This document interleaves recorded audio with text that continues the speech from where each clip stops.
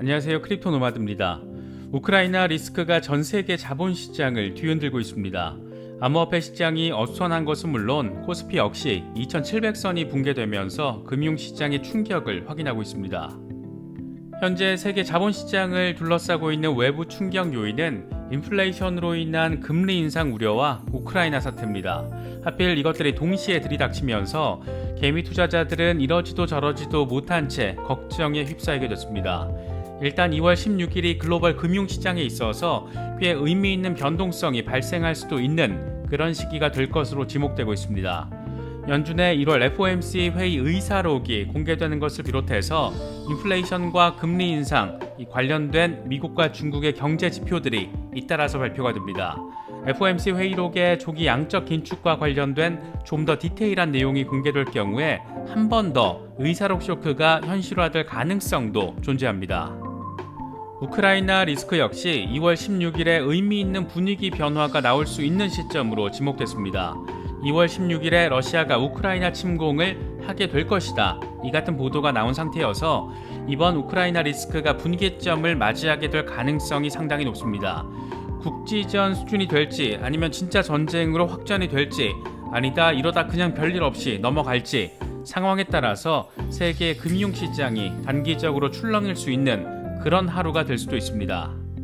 이번 우크라이나 리스크의 최대 수혜자는 단연 러시아인 것 같습니다. 미국이 러시아의 침공 가능성이 높다라고 분위기를 적극적으로 조성을 해준 덕에 천연가스의 원유 가격이 들썩이면서 러시아 입장에서는 즐거운 상황들이 펼쳐지고 있습니다.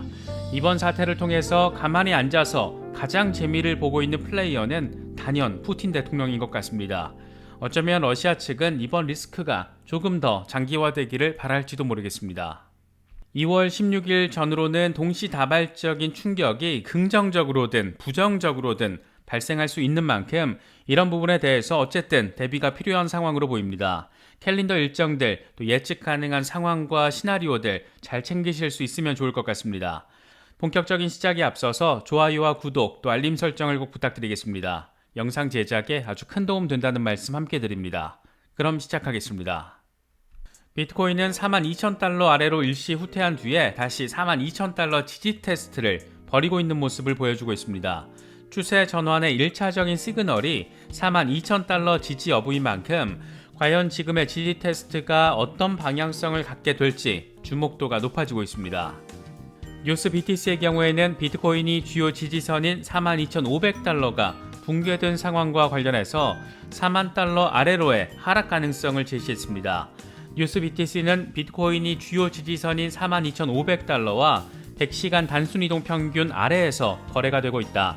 다음 주요 지지선인 41,200달러가 무너지면 비트코인은 4만 달러 또는 그 아래까지 크게 하락할 수도 있다라고 분석했습니다. 그러면서 1시간 차트 기준으로 비트코인은 42,200달러 부근에 단기 하락 추세선이 형성돼 있다. 현재 작용할 수 있는 즉각적인 저항선은 42,000달러에서 42,200달러 구간이고 즉각적인 지지선은 41,600달러 선에 형성돼 있다라고 분석했습니다. 지금 상황 자체가 꽤 중요한 구간에 대한 테스트를 벌이고 있다라는 점 확인할 수 있는 그런 부분입니다. 차트적인 기술 분석 물론 중요하지만 최근의 하락세는 단연 외부 충격 이슈 두 가지 때문이라고 할 수 있습니다. 먼저 우크라이나 리스크입니다.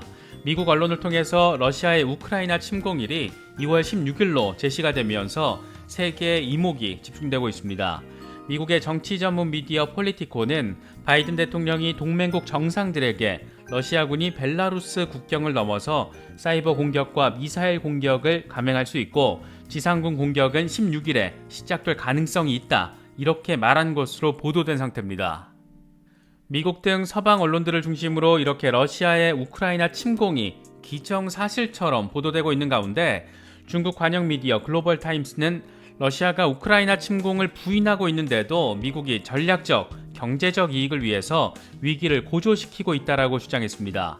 글로벌 타임스는 중국 전문가들의 발언을 인용하면서 전략적으로 미군의 유럽 주둔을 정당화하고 경제적으로 유럽 자본의 미국 유입을 통해서 인플레이션 압박을 완화하려는 것이다 이렇게 강조했습니다. 이와 관련해서 진찬룽 중국 인민대 교수는 우크라이나가 먼저 공격을 하지 않는 이상 러시아가 먼저 공격할 필요는 없다. 그런데도 미국은 러시아의 침공 정보를 과장하기 위해서 노력하고 있다. 이렇게 비판하기도 했습니다. 미국이 오버를 하는 건지 러시아가 장난을 치는 건지 이건 좀 더 지켜봐야 하겠지만 분명한 것은 이번 우크라이나 사태 최대 수혜자는 단연 러시아라는 겁니다. 전쟁 위기가 고조되면서 러시아의 핵심 수출 자원인 원유와 천연가스 가격이 치솟고 있고 부실 자산의 대명사인 루블화 가격도 들썩이고 있습니다. 여기에 러시아 채권 가격도 상승하고 있는데 재미있는 것은 지난해 12월 러시아의 경상수지 흑자가 3.5배나 급증했다는 겁니다. 원유나 천연가스 등 장사가 잘 되긴 했는지 러시아의 외환 보유액이 지난해 12월 6,300억 달러를 넘어서면서 역대 최대 수준으로 나타났습니다. 4월부터 우크라이나 리스크가 시작됐으니까 이 과정에서 경제적인 재미는 러시아가 다 챙긴 것으로도 볼 수 있을 것 같습니다. 누군가는 더 얻고 누군가는 잃어야 하는 게임이라면 러시아는 확실히 많은 것을 얻어가고 있는 것 같습니다. 어쩌면 이번 우크라이나 사태를 가장 즐기고 뒤에서 웃으면서 와인 한 잔 때리고 있을 인물은 푸틴 대통령일지 모르겠습니다. 어쨌든 2월 16일 어떤 일이 벌어질지 지켜봐야 하는 상황이 됐습니다.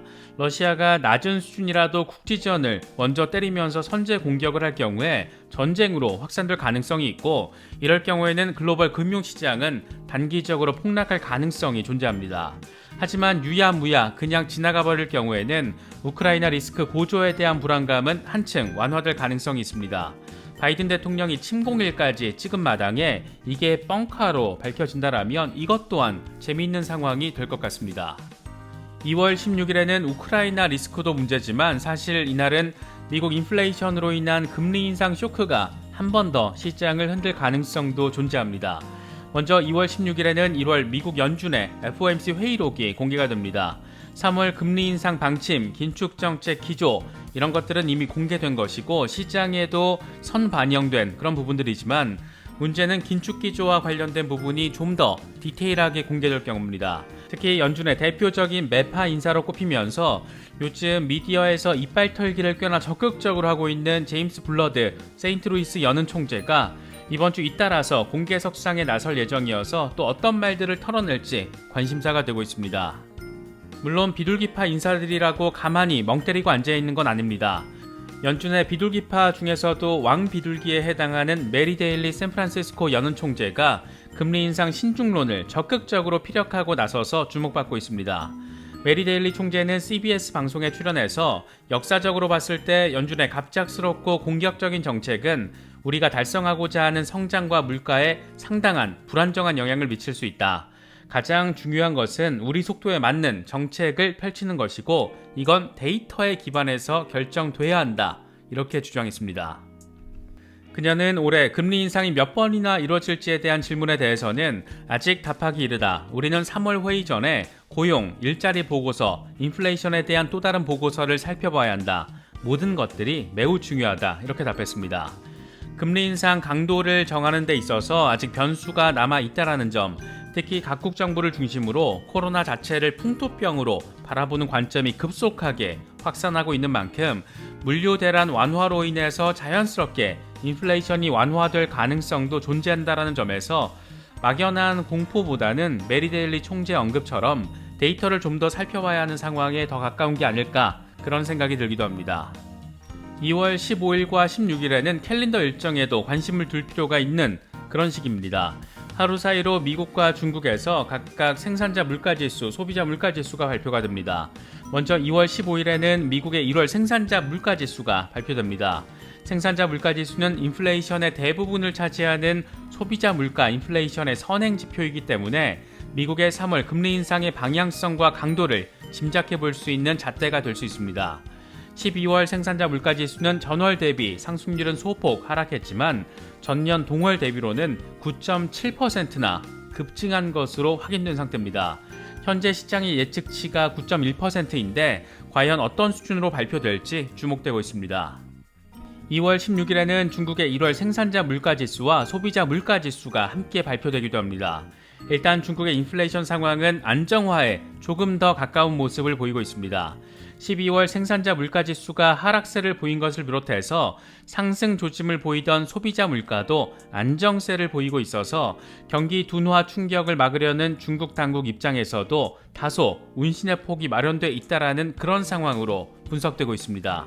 지난해 하반기 헝다 디폴트에다가 전력 대란, 이런 중국의 먹 같은 상황으로 인해서 투자 시장이 크게 요동치기도 했던 것을 돌이켜보면 그나마 다행이라고 할 수 있는 그런 부분입니다.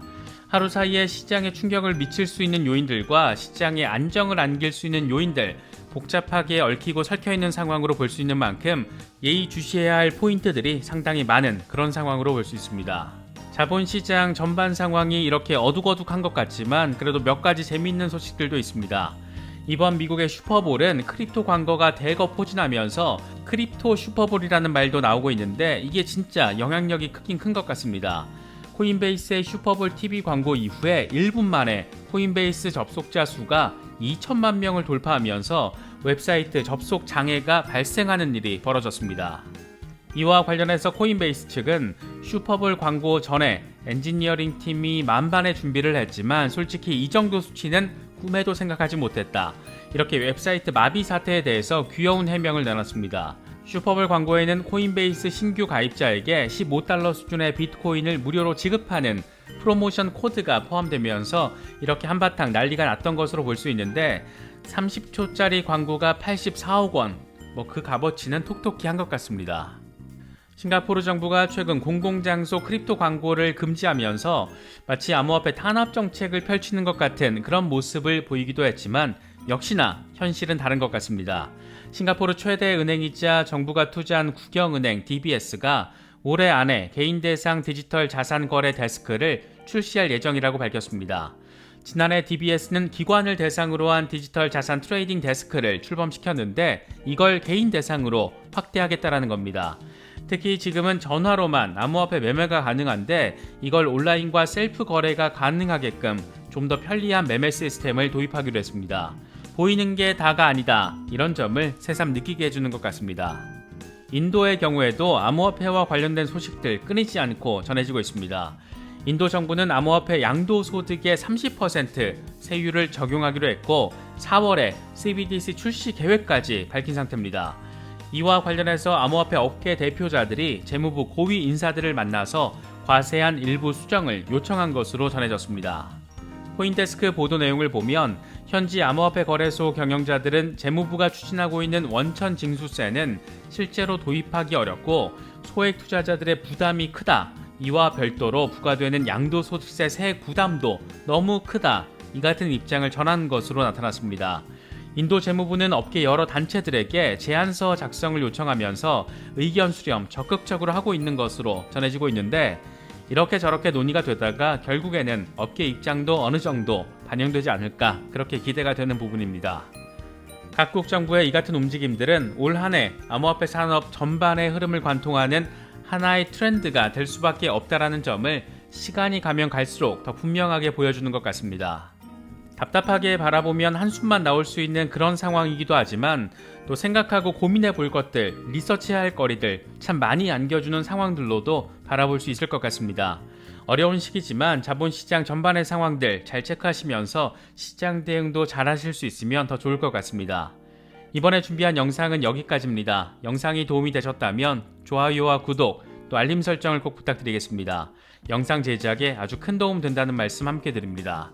언제나 성투하시기를 기원하겠습니다. 시청해주셔서 감사합니다. 지금까지 크립토 노마드였습니다.